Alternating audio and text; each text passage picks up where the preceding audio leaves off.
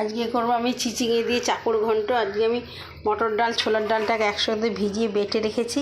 এর মধ্যে দেব নুন, একটু দেব নুন দেব, হলুদ গুঁড়ো দেবো, দিয়ে এটাকে ভেজে নেব। তার আগে আমি কালো জিরে আর শুকনো লঙ্কাটাকে ফোড়ন দিয়ে দিলাম তেলের ওপরে। তারপরে আমি ডালটাকে বেটে রেখেছি, এর মধ্যে এটা দিয়ে দেবো।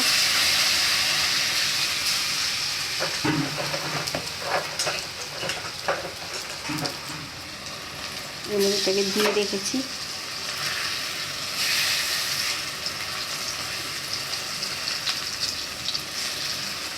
আঁচটা কমানো ছিল, আঁচটাকে আমি বাড়িয়ে দেবো। চিচিঙেটাকে আমি সেদ্ধ করে একটু নুন হলুদ দিয়ে আলু দিয়ে একটু সেদ্ধ করে রেখে দিয়েছি।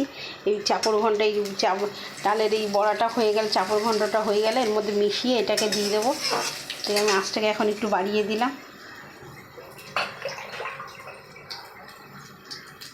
এটা একটু লাল হয়ে ভাজা হয়ে গেলে এটাকে উল্টিয়ে দেবো।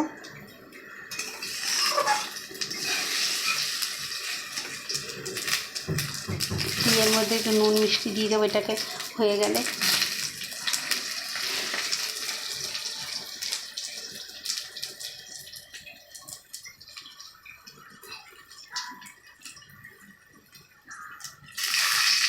উল্টিয়ে দেবো এটাকে।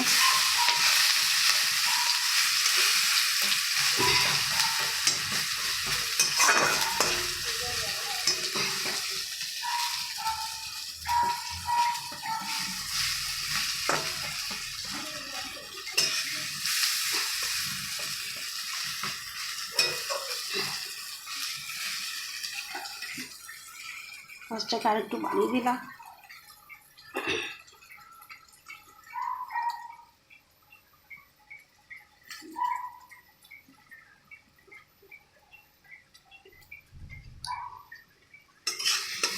এদিকেও লাল হয়ে গেছে এটাকে।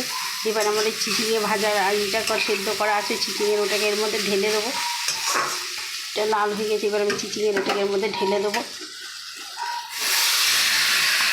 ঢেলে দিয়ে এর মধ্যে একটু মিষ্টি দিয়ে দেবো।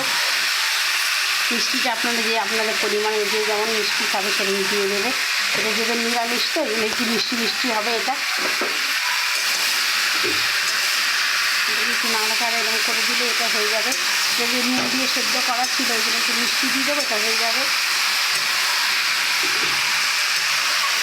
কাঁচা লঙ্কা দিয়ে মটর ডাল ছোলার ডালটাকে বাটা ছিল বলে এর মধ্যে আর ঝাল দিতে হবে না। এর মধ্যে আমি কাঁচা লঙ্কা শুকনো লঙ্কা ফোড়ন দিয়ে দিয়েছি।